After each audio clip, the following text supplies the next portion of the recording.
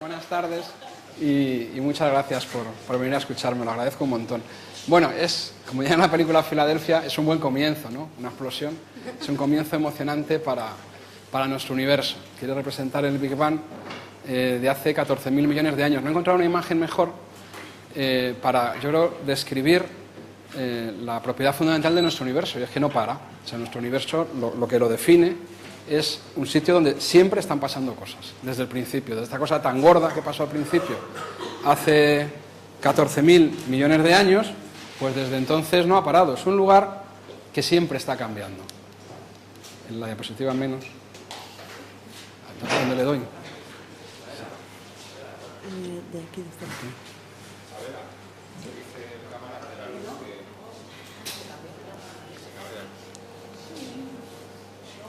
Bueno, aquí en esta imagen pues vemos eso, la cantidad de cosas que han pasado en términos físicos en esos casi 14.000 millones de años de la primera explosión, ¿no? Casi enseguida se empezaron a pasar cosas pequeñitas, empezaron a formarse partículas, las partículas se combinan para dar lugar a átomos, los átomos dieron lugar a moléculas, las moléculas dieron lugar a minerales, la cosa se expandía, se expandía, se expandía, y en algunos lugares, como este que veis aquí, pues esa materia que se había ido formando pues se empezó a concentrar por mor de su masa, y el caso es que estaba continuamente cambiando, continuamente evolucionando la materia, ¿no? Habíamos pasado de esas primeras partículas a objetos cada vez más grandes, con propiedades que iban apareciendo debido precisamente a su tamaño. Bien, en este pequeño rinconcito del universo, donde va a tener lugar nuestra historia, llegó un momento en que se empezó a tranquilizar, ¿no? Por lo menos de grandes cataclismos. Dejaron de producirse la acreción de planetesimales, los choques de meteoritos, dejó de ir creciendo en masa, y eso determinó que la temperatura poco a poco fuera cediendo. La temperatura de este planeta, es el nuestro, claro, se fue haciendo poco a poco cada vez más fría, lo cual permitió que empezara a aparecer vapor de agua, que el vapor de agua se condensara, que precipitara y que se formaran los primeros mares. Y fue precisamente en ese momento, cuando empezó a haber agua líquida, hace aproximadamente unos 3.800 millones de años, cuando esta materia que iba cambiando continuamente desde el origen del universo, que se iba organizando, pues dio un salto en su organización. Porque apareció un tipo de materia nueva, por lo menos en este planeta, que hasta ese momento no se conocía, la llamamos materia viva.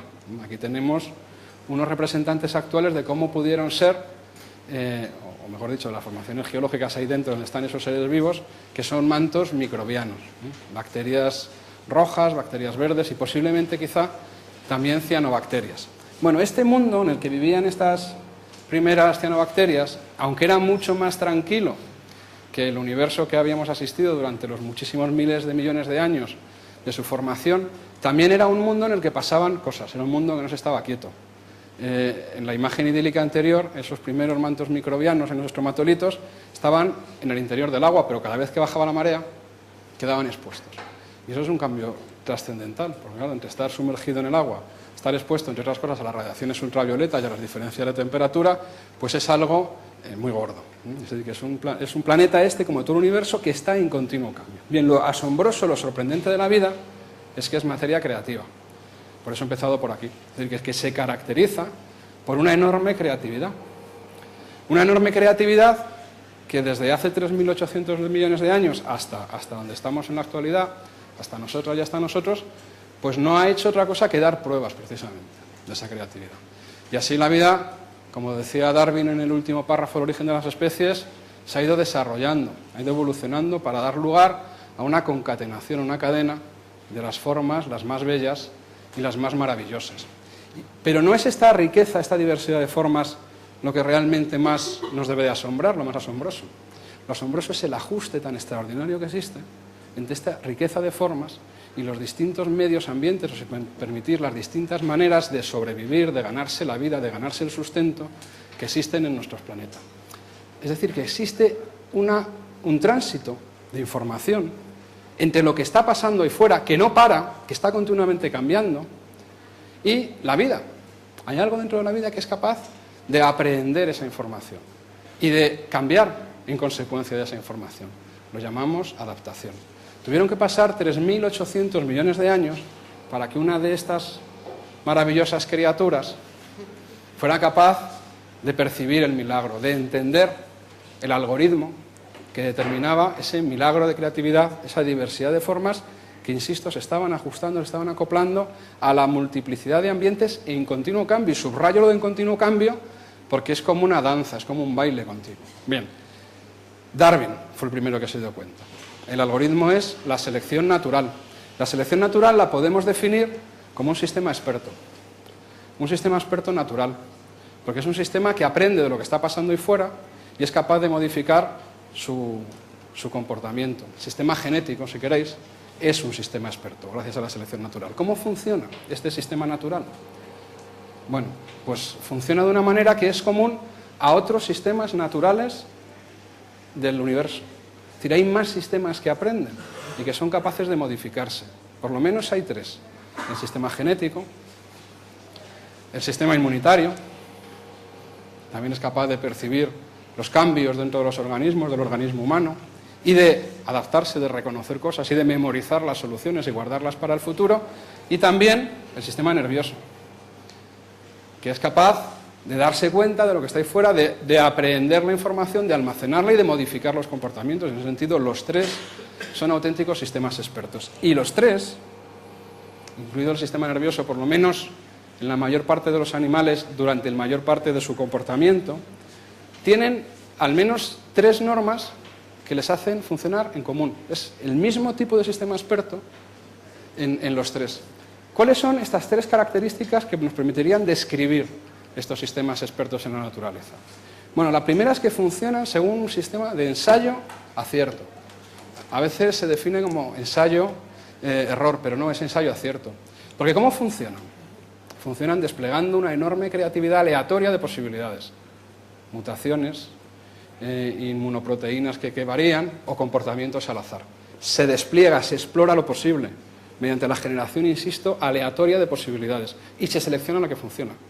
Por eso ensayamos, probamos y nos quedamos con el acierto. Es un sistema, insisto, de ensayo-acierto. Y en los sistemas de ensayo-acierto tiene una propiedad que es fundamental, que nos permite reconocerlas. El presente determina el futuro. Los sistemas de ensayo-acierto producen eficacia, pero no eficiencia. ¿Por qué? Porque cada solución que se selecciona en este momento, cada mutación que permite la supervivencia diferencial de un organismo y por tanto se va fijando en las poblaciones, es la mejor en ese momento entre lo que hay, pero no es la mejor en términos absolutos. Quizá no fuera la mejor solución si hubiera habido más variabilidad. Es la que tenemos en ese momento. Y lo que es más interesante, quizá esa que estamos seleccionando ahora es el comienzo de una cadena que a largo tiempo llevará a algo que funcione peor. Pero no se puede prever porque el presente, el acierto presente, está determinando lo que ocurrirá después. Hay un ejemplo maravilloso en el seno de la vida que nos explica cómo funciona esto. Es una enzima, la enzima más abundante en la naturaleza, se llama rubisco. No sé si alguien es biólogo en la sala, pero es una enzima que es fundamental en el proceso de la fotosíntesis. Sirve para fijar el dióxido de carbono y convertir y hacer moléculas orgánicas. Bueno, la rubisco, cuando se seleccionó, funcionaba muy bien en un mundo en el que no había oxígeno. Solo había dióxido de carbono. Funcionaba fenomenal donde solo hay dióxido de carbono. Pero la propia fotosíntesis va produciendo oxígeno libre en la atmósfera. Y a medida que el oxígeno se fue acumulando y se fue acumulando, muchos cientos o quizá miles de millones de años después, la rubisco dio su auténtica cara. Y es que es muy afín por el oxígeno también, algo que no se podía saber cuando se fijó. Y cuando la rubisco reacciona con el oxígeno, si me permitís la expresión, descompone la fotosíntesis. Hace que la fotosíntesis funcione al revés, hace que sea mucho menos eficiente. Eso es algo que no podía saber la vida cientos de millones antes, cuando comenzó la evolución de la fotosíntesis. Seleccionó esa enzima que funcionaba bien, pero llevaba anidado un error que no se ha podido arreglar y ha dado lugar, en fin, a muchas variantes. Pero no va de hoy de eso la clase. Así que el presente determina el futuro. Es como un jugador de ajedrez que solo juega a una jugada vista. Reacciona contra lo que hace el oponente. Su jugada final, el final de todo, será la suma de sus pequeños presentes y seguramente, es muy fácil, que acabe perdiendo. La segunda característica es que este sistema de ensayo y acierto es muy útil, es muy bueno, cuando se enfrenta a situaciones recurrentes.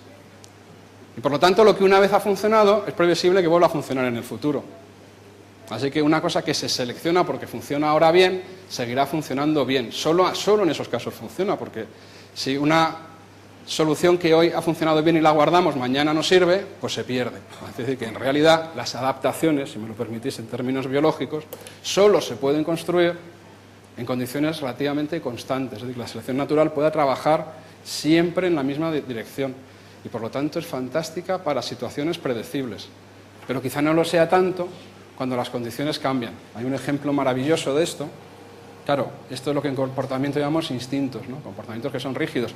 Se han seleccionado porque han funcionado muy bien en una serie de condiciones que siempre se repiten. ¿Pero qué ocurre cuando las cambiamos? Pues claro, el ejemplo es lo que le pasa a los pobres carriceros. Ahí tenéis los pollitos de un carricero. Son unos diminutos pajaritos muy delicados que anidan en los carrizos, en los juncos de las riberas y de los lagos. Y los papás y las mamás pues traen la comida a los pajaritos. Claro, en su programa de ordenador, en su cerebrito, tienen que decidir cuándo van a soltar el bicho que traen en el pico y a quién se lo dan. Eso es una decisión delicada, porque uno no le va regalando su comida por ahí a todo el mundo. Entonces, ¿cómo reconocer a quién y cuándo darle la comida? Bueno, pues el problema, como es recurrente, como siempre pasa lo mismo, se ha solucionado mediante un instinto rígido. Es decir, si tú llegas al nido y te encuentras una combinación de ojos negros, de boca roja y de pico amarillo, es que son tus pollos. Así que es muy fácil fijar ese comportamiento de manera rígida. No hay nada que pensar, ¿para qué vamos a perder el tiempo con muchas neuronas? Esto es muy fácil, es muy económico, como es recurrente, se ha seleccionado y funciona muy bien. Claro, el problema es cuando las condiciones cambian. Ahí tenemos una puesta de carriceros. Todos los huevos son iguales excepto uno, no sé si lo veis, un poquito más grande, porque este huevo ha sido asaltado por un cuco, por la hembra de un cuco. Imagino que todos sabéis cómo funciona la biología reproductiva de los cucos, pero para los que no lo sepan es un poco terrible, porque el pollo del cuco normalmente eclosiona antes que sus hermanastros carriceros. Y lo primero que hace como veis, muy fuerte, con unos alones muy fuertes y las patas muy fuertes, no hace otra cosa más que echar fuera del nido a los huevos de los hermanastros. Y si alguno hubiera eclosionado, lo echa también. De manera que se queda solo en el nido. Pensaréis, bueno, cuando vengan los padres se darán cuenta de que hay un hermano que es como Caín y que se ha cargado a los demás y tendrá su justo castigo. Pero no, porque cuando el cuco abre la boca, las señales que transmite a los padres visuales son exactamente las mismas que la de los pollos de los carriceros, de manera que los padres, el padre y la madre, están indefensos, están inermes, porque viendo al nuevo pollo piensan que se desencadena el mecanismo instintivo y se dedican ni más ni menos que a alimentarle. Y esto es un comportamiento tan rígido, ¿no?, instintivo, que incluso cuando el pollo del cuco va creciendo, y claramente es un cuco mucho más grande que sus padres, los padres no pueden evitar a la vista del pico abierto seguir alimentándolo. Claro, mientras las invasiones de cucos no sean demasiado frecuentes y lo que los pájaros carriceros se encuentren en sus nidos habitualmente sean a sus crías, este sistema de ensayo-acierto, que sirve para situaciones rígidas, funcionará muy bien. Pero aquí nos alerta de que la vida no es así, porque vivimos en un universo que cambia. Vivimos en un universo que es continuamente cambiante. Lo que hoy sirve puede que no sea tan útil mañana. Y esa es la tercera característica que me interesa muchísimo sobre los sistemas expertos en la naturaleza, y es que actúan a nivel de individuo. Tanto la selección natural actúa a nivel de individuo, el sistema inmunitario actúa a nivel de individuo, y el comportamiento instintivo de los organismos actúa a nivel de individuo, es individual. Bien, pues así podríamos definir, creo yo, las características fundamentales. Bueno, pues hoy vengo a contaros la historia de la emergencia y la evolución de otro tipo de sistema operativo, de sistema experto. Otra manera de afrontar los problemas de un universo cambiante. Claro, no hace falta que os diga que es el de nuestra propia estirpe, el de la genealogía humana, que arranca, por lo que sabemos hoy, por la paleontología y cruzando datos con la genética, todo más o menos cuadra, se cruzan entre hace 6 o 7 millones de años, en las tierras de África y en el bosque tropical. Hoy sabemos que somos hijas e hijos del bosque. Durante muchos millones de años, tantos como hasta hace 2, es decir, durante los 4 o 5 primeros millones de años, durante la mayor parte del tiempo de la existencia de homínidos en el planeta, pues este es más o menos el aspecto que tendríamos. Es decir, si tuviéramos la suerte, que no la tenemos, de que se hubiera conservado alguno de aquellos homínidos ancestrales y nos lo encontráramos, pues veríamos algo como esto, ¿no? Esta es la clásica diapositiva trampa para poner a los alumnos, con la siguiente pregunta: ¿eso que estáis viendo ahí es un australopiteco? ¿O eso que estáis viendo ahí es un australopiteco, un muñeco de un australopiteco, que a día de hoy se hacen realmente creíbles, realmente indistinguibles? ¿O lo que estáis viendo ahí es un chimpancé que le hemos pillado justo en el momento que se ha erguido sobre sus extremidades posteriores? Y es muy difícil en esa diapositiva de saberlo, porque no se le puede ver los pies, no vemos bien los pulgares, y en todo lo demás tiene la boca cerrada, si no veríamos el tamaño de los caninos. En esa diapositiva es dificilísimo. Hay una clave, os la cuento así, como somos amigos, ¿no?, voy a contar uno de los trucos del oficio, pero que en el fondo ya la conocéis, es del acervo popular. Tiene las rodillas flexionadas, es un chimpancé. Todos sabíais que las rodillas flexionadas es un carácter primitivo, porque cuando uno quiere poner a alguien primitivo, ¿no?, le hace andar en las películas en todas partes con las rodillas flexionadas, ¿eh? Es un chimpancé, pero es casi igual a cómo fuimos durante tantísimos millones de años. Unos chimpancés bípedos y poco más, con el cerebro de un chimpancé, la biología de un chimpancé, así durante mucho tiempo. Bueno, hace aproximadamente 2 millones de años, el clima, sobre todo el régimen de lluvias, en la región oriental del continente africano empezó a cambiar. Cambió el monzón y las lluvias empezaron a hacerse cada vez más escasas, de manera que el bosque empezó, para desolación de las princesas mononoques de entonces, el bosque empezó a retroceder y la sabana o las praderas empezaron a expandir. El bosque se fue fraccionando, un poco como vemos en esta imagen de bosques galerías. Cada vez se fue haciendo más seco el mundo, hasta llegar al mundo del este de África que conocemos en la actualidad. Esto es una diapositiva que podría ser de Kenia, de Tanzania o de Etiopía, donde básicamente lo que quedan son bosques galerías. Bien, este cambio en el régimen de lluvias no solo cambió el morfotipo de la vegetación, es decir, no solo favoreció a las plantas bajas, a las hierbas frente a los árboles, es que además cambió el tipo de especies. Las especies de hojas crasas, de hojas blandas, fueron sustituidas por especies de hojas cada vez más duras, porque son buenas adaptaciones para retener el agua en los climas cada vez más secos. Y claro, los homínidos eran como los chimpancés y como los otros primates, vegetarianos. De manera que les cambió el menú en la mesa. Pasaron de tener un menú típico de bosque, muy blando, muy fácil de masticar, a un menú de plantas cada vez más duras y más difíciles de masticar.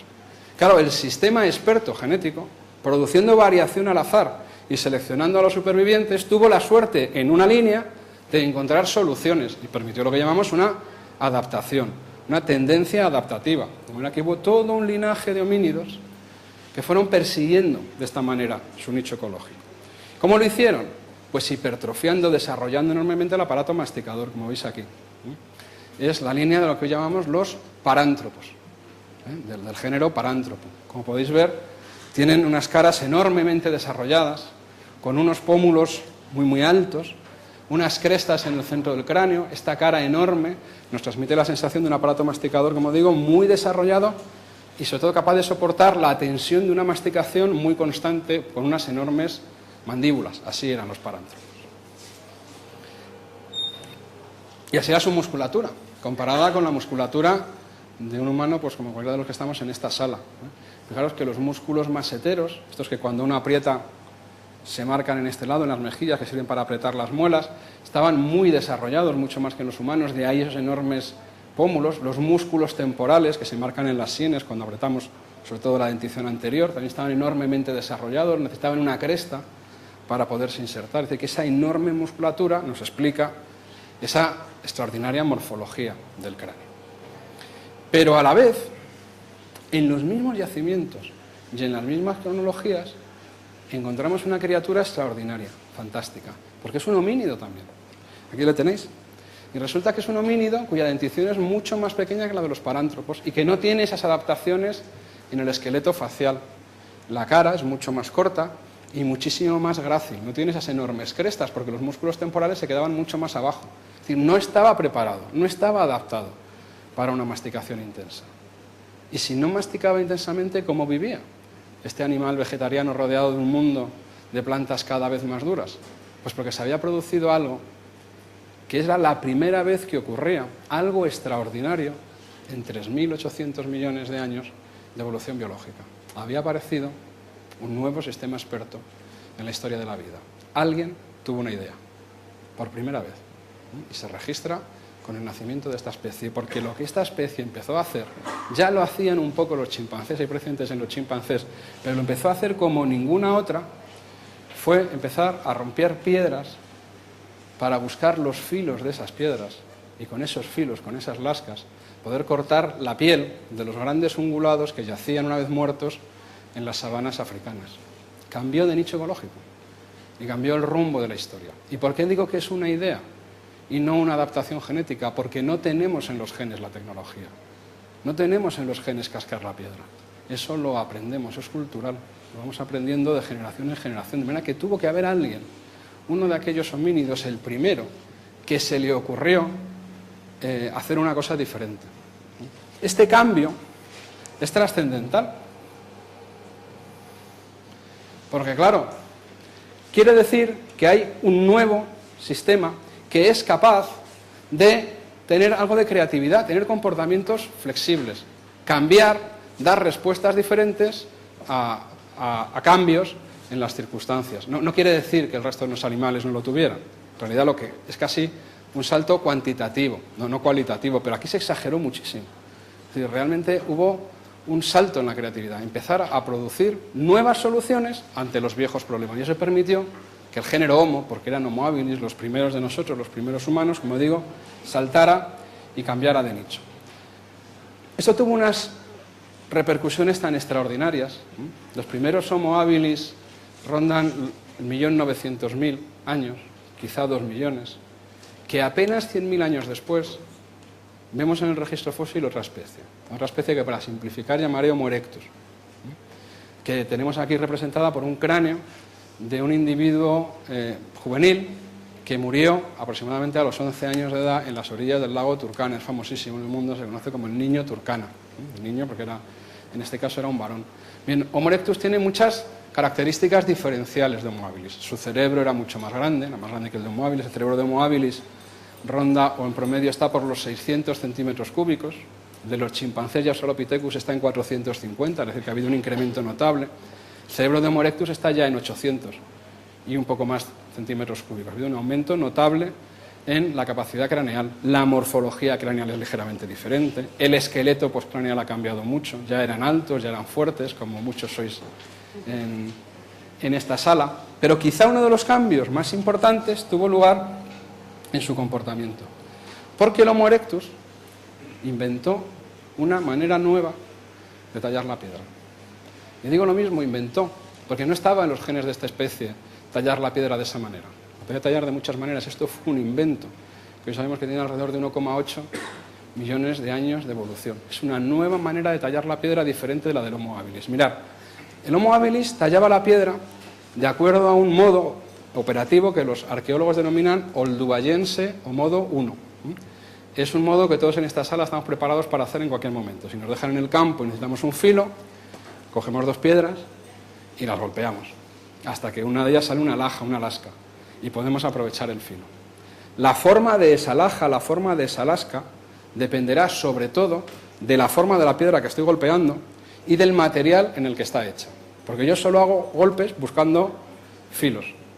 Es decir, que la forma de la piedra, que es el futuro, depende de la forma de la piedra original, que es el presente. El presente está determinando el futuro. Bien, este nuevo modo de tallar la piedra, el del Homo erectus, que los arqueólogos llaman modo 2, es bien diferente. Y su pieza estrella, su fósil director, esto que veis aquí, esos maravillosos bifaces que veis ahí. Para conseguir un bifaz como ese, con una punta a 2 filos, tallado por las 2 caras, es bifacial, y con esa extraordinaria simetría bilateral, no basta con golpear una piedra a ver qué sale, porque no saldrá nada. Ninguno en esta sala, a no ser que esté entrenado y se lo hayan explicado, sabría hacer un bifaz como ese. Para conseguir un bifaz hay que dar muchos golpes, pero hay que dar los golpes en una secuencia determinada, con un orden determinado, porque si no, no salen. Hay que saber por dónde empezar, por dónde seguir, y en función de los golpes que uno va dando, cómo tiene que ir cambiando. Porque el que tallaba los bifaces o la que tallaba los bifaces tenía en la cabeza, en la mente, lo que quería conseguir mucho antes de conseguirlo. Tallaba para conseguir algo que ya existía en su mente, algo que no había visto nunca el primer tallador, o que había visto hacer a otros. De manera que aquí lo que tiene en la mente es un futuro posible, y ese futuro posible, esa piedra, determina el presente. Es justo al revés. El resultado de la piedra no depende de la talla está determinada por allí donde yo quiero ir a parar. Y este es un sistema operativo, un sistema completamente distinto, un sistema experto completamente distinto. Está basado no en el ensayo-error y el presente determina el futuro, sino que está basado en el análisis y en la planificación. Una de las características más humanas que vemos quizás reflejadas por primera vez en el registro arqueológico. No se puede hacer un bifaz sin planificación. Así que este es un cambio sustancial. También es la historia de este nuevo sistema experto, cómo va cambiando. Pero todavía nos quedan algunos momentos muy interesantes. Esta planificación, esta capacidad de tener en la mente el lugar al que yo quiero ir antes de que eso ocurra, y que hace que yo sea capaz de determinar la secuencia de pasos que tengo que seguir, pues es algo que está expresado, por ejemplo, en los viejos aforismos taoístas, ¿no? En el Sun Tzu lo dice de una manera un poco más oscura, un ejército victorioso gana primero y entabla la batalla después. Si queréis, lo pongo en otros términos, uno piensa primero dónde quiera parar y luego va, mientras que el ejército derrotado lucha primero e intenta obtener la victoria después. Uno no sabe dónde va y se pone en marcha a ver a dónde llega. Si estuviéramos pensando en términos de partida de ajedrez, el jugador que va a ganar gana antes de empezar, porque ya sabe lo que quiere hacer, y luego juega para llevar a cabo la partida que quiere hacer.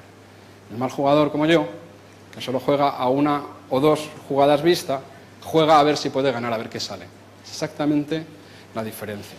Claro, cuidado, la planificación también se puede convertir en algo muy rígido, muy rígido.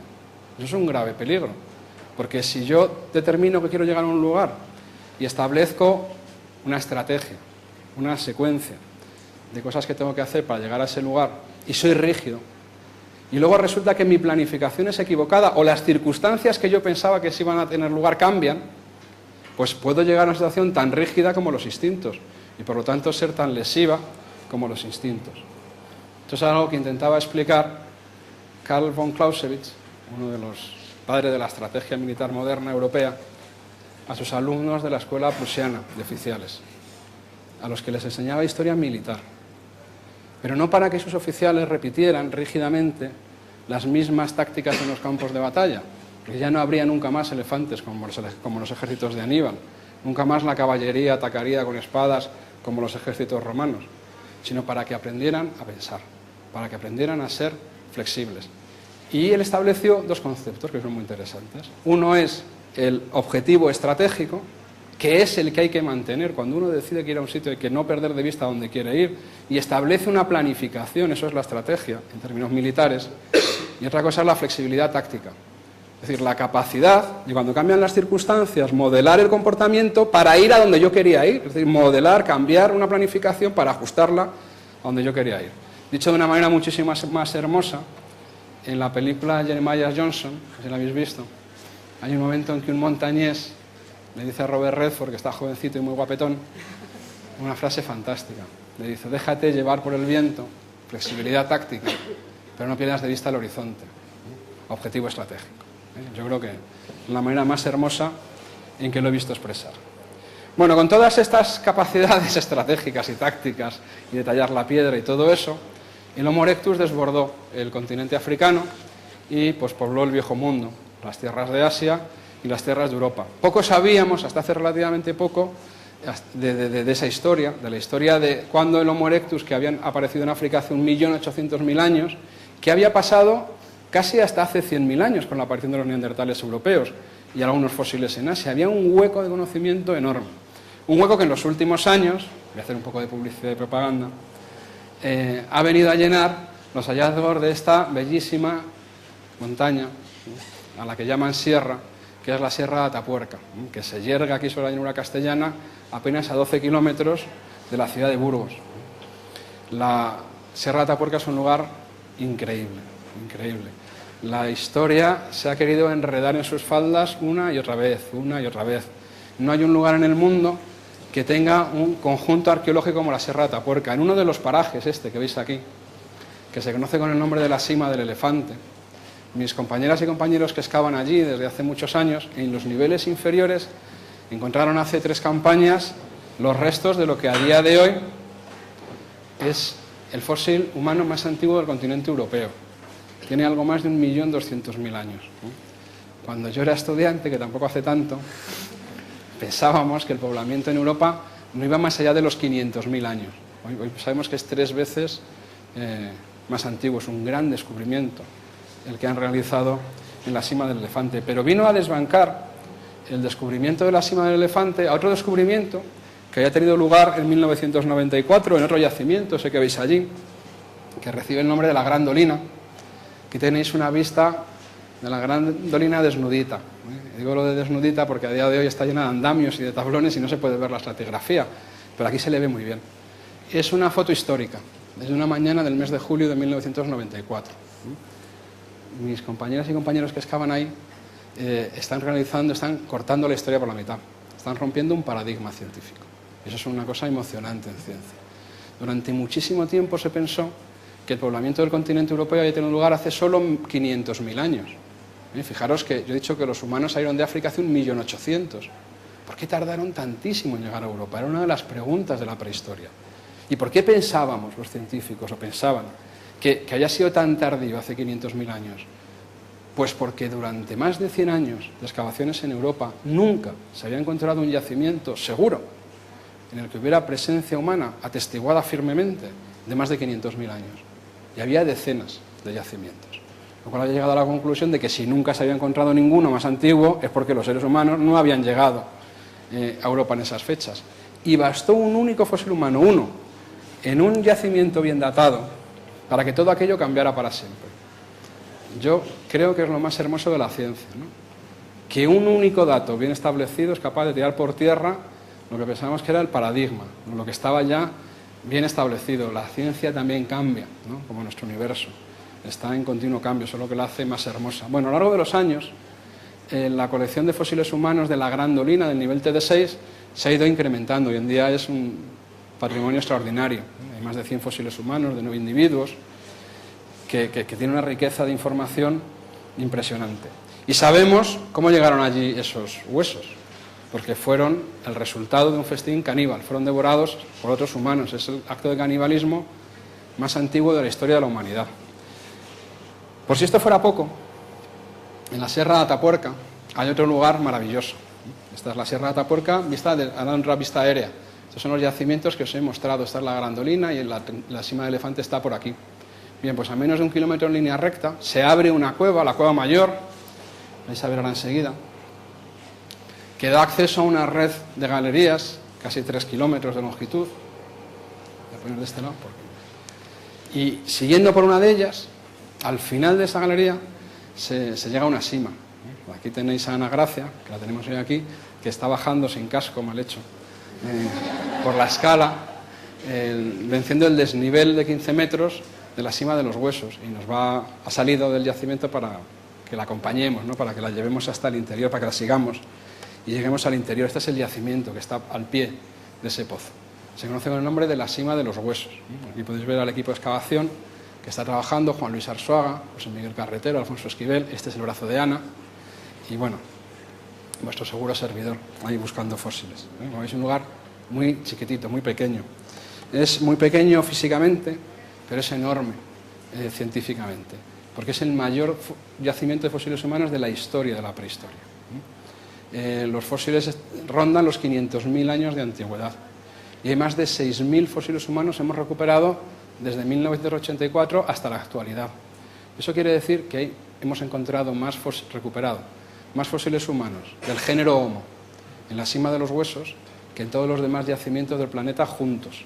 Más de la mitad del registro fósil mundial para el género Homo.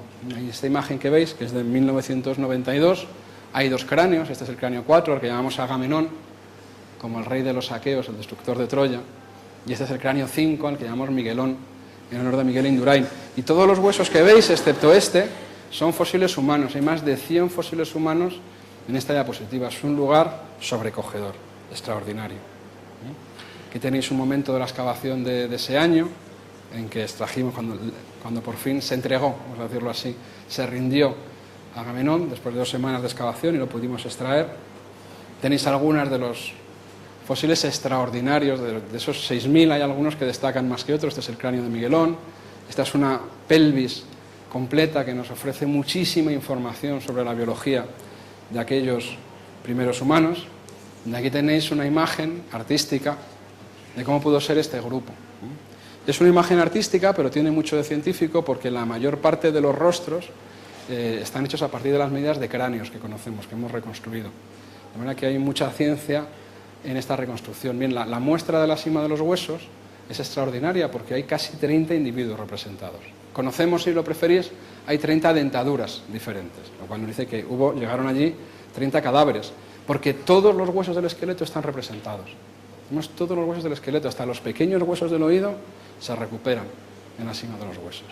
Tenemos una muestra o una población, como queráis, que incluye los dos sexos. Además tiene muy buen gusto porque por lo que vamos viendo es casi paritaria la distribución, y incluye muchas edades de muerte, aunque el grueso de la población está concentrado en torno a los adolescentes y los adultos jóvenes, entre 13 y 20 años. Está más de la mitad de la población, o de los fósiles que encontramos, de los individuos, están concentradas en esas cohortes de edad. Pero quizá el hallazgo más asombroso que hemos hecho durante todos estos años en la sima de los huesos, o quizá también el más emocionante para nosotras y para nosotros, el más emotivo, es uno que estáis viendo aquí antes de ser extraído, cuando todavía está cubierto en gran parte de sedimento. Es esto que veis aquí. Está rodeado, como veis, de la fauna, de los huesos de la fauna, básicamente osos del yacimiento, y también de fósiles humanos, como ese molar, que pertenecen a los individuos a los que hemos hablado, es decir, que aparece con los fósiles humanos en el mismo nivel, en el mismo estrato. Lo sostiene mi amigo y maestro Juan Luis Arzuaga en la mano, en esta diapositiva. Mirad la cara de José Miguel Carretero, que lo dice todo. Es la única pieza de industria lítica, la única, recuperada en casi 30 años de excavación en la sima. Y es así.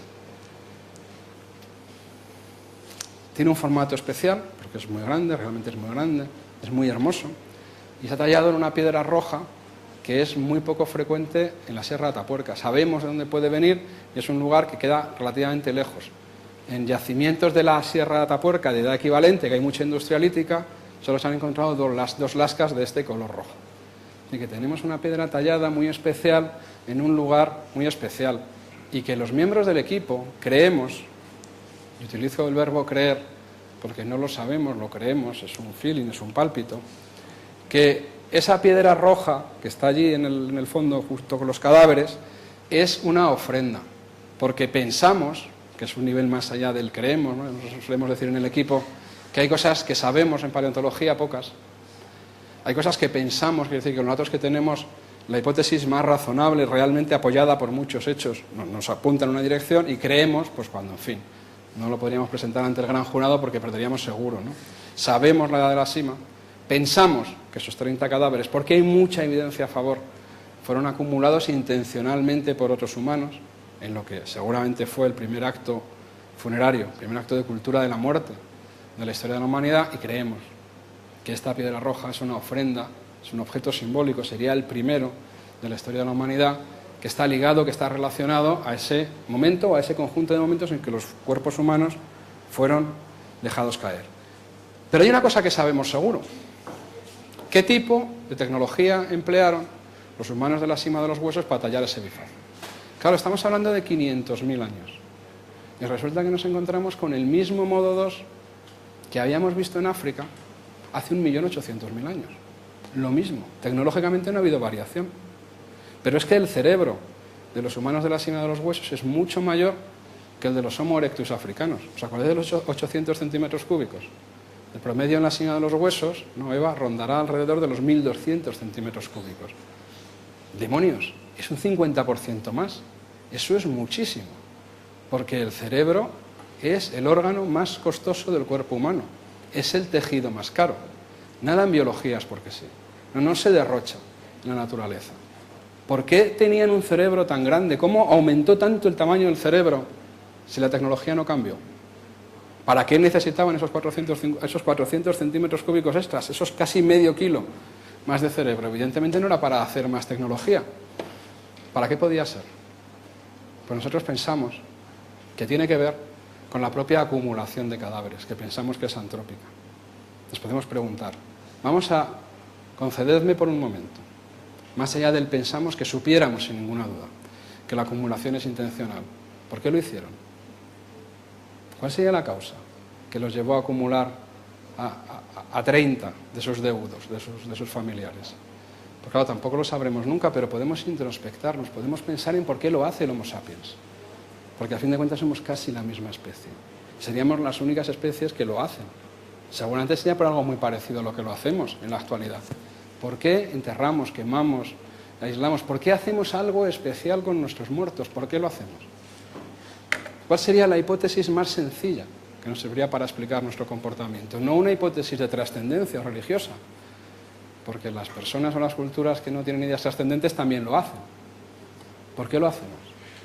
Lo hacemos porque no soportamos desprendernos de los muertos, no soportamos dejarlos a la intemperie, no somos impasibles ante los cuerpos muertos de nuestras personas queridas, porque lo que hacemos, en el fondo, es transferir a los muertos el amor que sentimos por los vivos.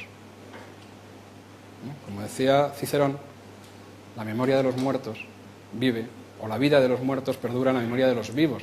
Hemos hecho una alianza con los muertos, sabemos que están muertos y sin embargo los seguimos queriendo. Los queremos tanto que los acumulamos, los quemamos, hacemos montones de cosas con ellos. ¿Y eso qué quiere decir?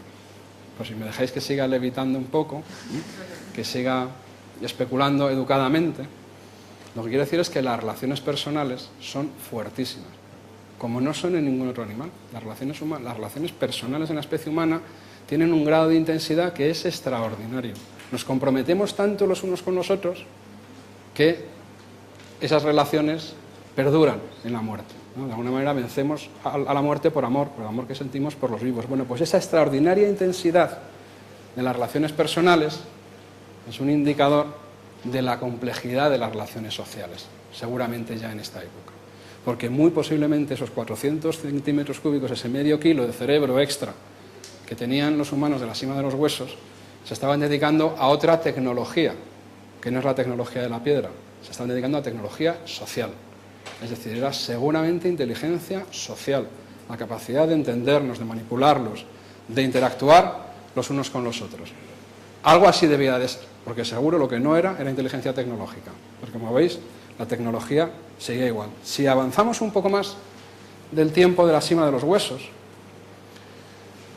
aquí tenéis una imagen artística de lo que creemos que ocurrió, y llegamos al momento de sus descendientes en Europa. Las poblaciones como las de la cima de los huesos en Europa dieron lugar por evolución a una humanidad fascinante que son los neandertales. Aquí los tenéis un poco exagerados de bajitos, no eran tan bajos, eran personas altísimas. Para que os hagáis una idea, el promedio masculino neandertal era exactamente mi estatura. O sea, que no eran tan bajitos. Lo que eran muy fuertes, como los de la cima de los huesos. Tanto los neandertales como los de la cima de los huesos eran mucho más anchos, de cintura y de hombros, que la humanidad actual. Para que os hagáis una idea, una persona de esa enorme estatura, ¿no? 1,67, pues su peso corporal de un varón, peso ideal, sin grasa, rebasaría seguramente los 90 kilos. Algo que es muchísimo más que el peso ideal que corresponde a un varón de mi estatura, que debe estar por entre 60 y 65 kilos, ¿no? Depende de la complexión. Los cerebros de los neandertales eran enormes, en promedio 1.500 centímetros cúbicos, más grandes que los nuestros. Y aquí le tenemos todo contento, ¿no? Al lado de un recién llegado de nuestra propia especie, al lado de un cromañón, un Homo sapiens, como nuestra propia especie. Conocéis la historia. Los neandertales pervivieron felices en Europa hasta que comenzaron a declinar hace algo menos de 40.000 años y desaparecieron por completo hace unos 27.000 años en el sur de la península ibérica. Y mientras los neandertales declinaban, los cromañones iban ocupando las tierras de Europa. A día de hoy la vanguardia de la investigación es discutir si fuimos nosotros la causa de su extinción o fue su extinción lo que permitió nuestra expansión. Es decir, que no sabemos si fuimos la causa o no tuvimos nada que ver, simplemente nos fuimos expandiendo a medida que ellos y ellas se iban extinguiendo. Lo cierto es que para los neandertales debió ser asombroso ver llegar, mucho más que para los aztecas ver llegar a los españoles, ¿no? Debió ser algo extraordinario ver llegar a aquellas otras personas más altas, con la tez oscura, porque seguramente eran de color negro, recién salidos de África, y sobre todo que traían algo que los neandertales no habían visto nunca. Algo fantástico, algo que delata a nuestra propia especie. Quizá una de las características fundamentales del Homo sapiens. Venían adornados, venían pintados, venían con collares, venían con pendientes, porque el arte es la seña de identidad del Homo sapiens. El gusto estético. En el arte a mí me gustaría distinguir dos facetas diferentes. Una es la estética, la pura estética, el gusto por la belleza, que es lo que se refleja quizá desde el principio. Estos pueden ser algunos de los objetos artísticos más antiguos de la historia de la humanidad. Estas cuentas de collar de la Cova Blombos, en Sudáfrica. Delatan adorno personal y según muchos científicos, y lo podríamos discutir, pues es el comienzo de la mente simbólica. Yo creo que es gusto estético, sencillamente.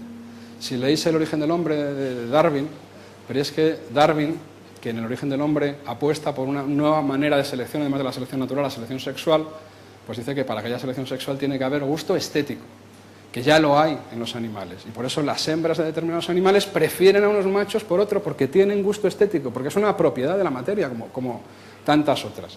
Y posiblemente eso está hipertrofiado en nuestra especie, está súper desarrollado. Nos morimos por la belleza. No podemos vivir si no estamos rodeados de cosas bellas. O sea, todo tiene diseño, todo. No hay nada de lo que llevamos en esta sala hoy, se vea o no se vea, que no tenga diseño. Cuando hemos elegido hasta la ropa interior esta mañana, con o sin esperanzas de mostrarla, la tenemos en el cajón porque nos gusta a nosotros, bueno, o a las personas que nos la compran. Pero no habrá dos relojes en esta sala iguales, y es un objeto utilitario, pero lo solemos elegir por su diseño, incluso los coches que tenemos aparcados fuera, incluso los bolígrafos, con los que estamos escribiendo los blogs, sobre los que escribimos los ordenadores que tenemos. Todos tienen siempre diseño, un componente que nos hace al final decantarnos, incluso a veces con un poco de peores prestaciones, porque ahí están los de Macintosh que prefieren Mac, ¿no? Con una cuestión puramente de diseño sobre los PCs. Es decir, como digo, la estética es un santo y seña de la especie Homo sapiens. Y esa estética, que va pegada al arte, a lo que llamamos arte, yo creo que muchas veces no nos deja ver el otro componente que tiene el arte. Otro componente que yo creo que se aprecia muy bien, bueno, cuando digo lo de que no podemos vivir sin belleza, fijaros, está Venus, donde no solamente es bella ella, sino que se delata la forma que estaba peinada, ¿no? Ya hace 30 y pico mil años las mujeres se peinaban como los hombres seguro, porque ya éramos muy coquetos, y desde entonces no hemos dejado de serlo, y nos sentimos, qué guapas son, ¿verdad? A mí las pongo porque me parecen preciosas, cómo están pintadas y cómo están peinadas, me parecen unas auténticas Venus actuales. Y este es el otro arte, el gran arte parietal, ¿no? El gran arte de las cuevas, de las que llevamos décadas discutiendo qué significa el gran arte. Bueno, pues yo creo, pero vuelvo a utilizar el verbo creo, que es que lo que significa y para lo que servía es para todo. Es que yo creo que es muy fácil de entender. No hay más que ir a un colegio, a una clase o a una iglesia. Y veremos todo lo que hacemos los Homo sapiens. Tanto en un colegio, podemos entrar en un colegio, y entonces veremos que hay en la pizarra seguramente un esquema que ha hecho el profesor. Entonces diremos que es un arte que es utilitario, porque está explicando algo para que vean los niños y las niñas. Veremos que hay cuadros porque son bonitos puestos en las paredes. Los han puesto ahí simplemente porque les gustan, tienen solo función estética. Otros son bonitos y nos dicen que hay que ser buenos o la paz, es decir, que además nos están dando mensajes, y si finalmente veremos los pupitres, los veremos pintarrajeados de arriba abajo. Algunos tienen mensaje, ¿no? Y le dicen te quiero, a la que viene después, y otros sencillamente que cuando nos aburrimos no podemos estar quietos, seguimos haciendo garabatos. Es decir, que aquello que llamamos arte no es ni más ni menos que una expresión de algo que yo creo que es la sustancia, y es que el Homo sapiens está continuamente expresando su mundo mental. Esto es un PowerPoint, lo pongamos como lo pongamos. Este es el descubrimiento de los cromañones, la capacidad de plasmar en un soporte mi mundo mental, que yo os lo pueda enseñar. Si lo que estoy haciendo es seguramente lo que hacían ellos. Bueno, de hecho os estoy enseñando unos bisontes y estoy contando una historia sobre una imagen de unos bisontes. Y claro, si mi mundo mental lo puedo poner en un soporte, por eso que es el PowerPoint, de aquí a la escritura, de aquí a los números, no hay nada. De hecho, en términos evolutivos, hay un suspiro de estas pinturas de hace 14.000 años al comienzo de la escritura, porque esto es una revolución, esto es tecnología, es decir, no solo es estética, es tecnología de la información, este es el nacimiento de la sociedad de la información, para comunicarnos cosas muy deprisa. Lo que pasa es que aquí se juntan dos cosas que dan lugar a otra tecnología extraordinaria, fantástica, porque cuando a esa capacidad de enseñar lo que yo estoy pensando le sumo que somos cautivos del gusto estético, que somos prisioneros del amor de lo bello, y a mi idea, que soy capaz de enseñárosla en una pared, la hago bonita, la hago bella, pues estoy seguro de que todos vais a aceptar esa idea. No digo nada si pongo una música. De manera que cuando junto la estética con la capacidad de poner las ideas en un soporte, lo que acabo de inventar es una poderosísima tecnología social. Son las banderas, son los escudos, son lo que hace la Paloma de la Paz, los dibujos por los que nos transmitimos la ética, la patria, las ideas más fuertes que nos unen más que la sangre. Y esto es una revolución extraordinaria, porque solo hay una criatura en este planeta que forme grupos gigantescos que no son consanguíneos. Claro, los animales sociales en el planeta están unidos por la fuerza de los genes, que a la postre no es más que ese sistema experto del que hablábamos al principio. Pero ¿qué es lo que nos une a las personas? ¿Qué es lo que me une a mí con todos los vikingos del Atlético de Madrid del mundo? Pues nos une unos símbolos que transmiten, a veces ni idea, simplemente belleza, y por eso nos sentimos unidos.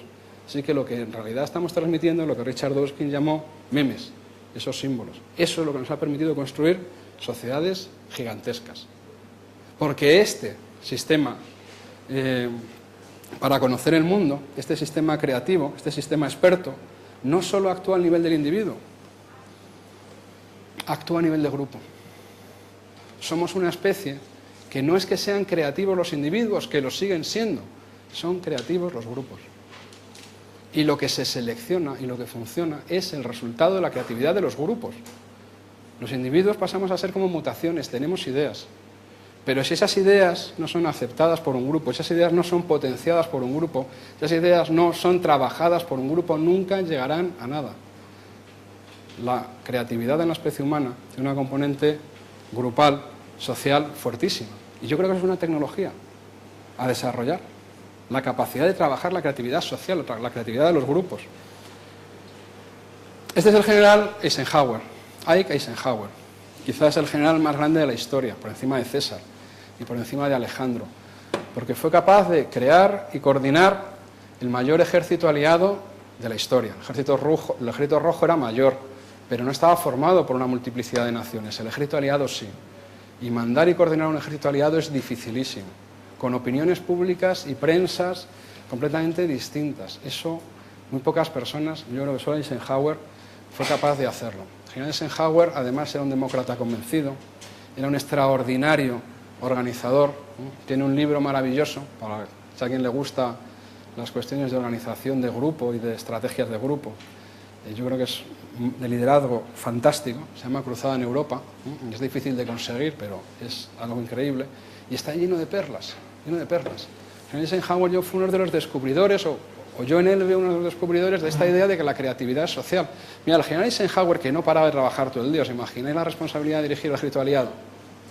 Cada vez que tenía un segundo libre, cada vez que podía, se iba a visitar a los soldados. Y las personas de su entorno se lo reprochaban. Le decían, pero Ike, con todo el trabajo que tienes, ¿por qué no duermes un poco? ¿Qué consigues yendo a ver unos pocos soldados? ¿Qué buscas? ¿Qué consigues? Y Ike nos cuenta en su libro que buscaba dar ejemplo, ninguna otra cosa, que se corriera la voz, como dice él, que el jefazo, ¿no?, ha venido a hablar con los soldados. Pero no buscaba solo subir la moral, que es lo que se cuenta siempre, no, para que venga, chicos, adelante. Buscaba cosas tremendamente inteligentes. Mirad, Eisenhower se había dado cuenta que cuando llegaba el momento del combate, el momento de la verdad, había que luchar contra tanques, había que luchar contra ametralladoras, había que luchar contra armas nuevas. Eran los soldados, los humildes soldados, los que descubrían la manera de ganar la guerra, los que descubrían la manera de batir un Panzer, de conseguir cortar una alambrada, de eludir unas minas, y todos esos pequeños trucos normalmente no salían del círculo más próximo al soldado porque le daba vergüenza contarlo. Eisenhower hablaba con los soldados para que los soldados supieran que podían hablar con los superiores.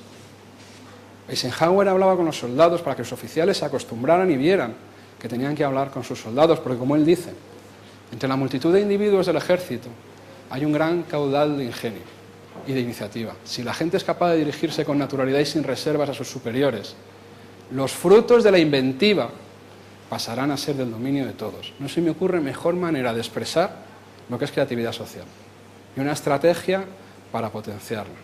Bueno, yo normalmente acabaría aquí, ¿no?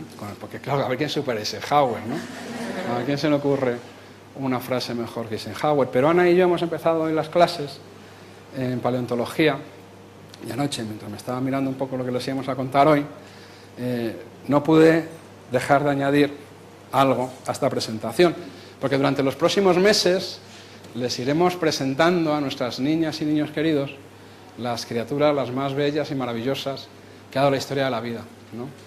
Y nos emocionaremos con todas ellas. Unas vuelan, otras filtran el agua maravillosamente, otras tienen simetría pentámera, otras han conquistado los medios terrestres, otras son homotermas, es decir, conservan la temperatura. Todas son fantásticas, todas son extraordinarias. Es tan bonita la historia de la vida, ¿no? El despliegue de la vida consiguiendo todas esas cosas. Y allá por el mes de enero, en la última clase, llegaremos a quizá la más extraña y la más fantástica de todas las criaturas de este planeta.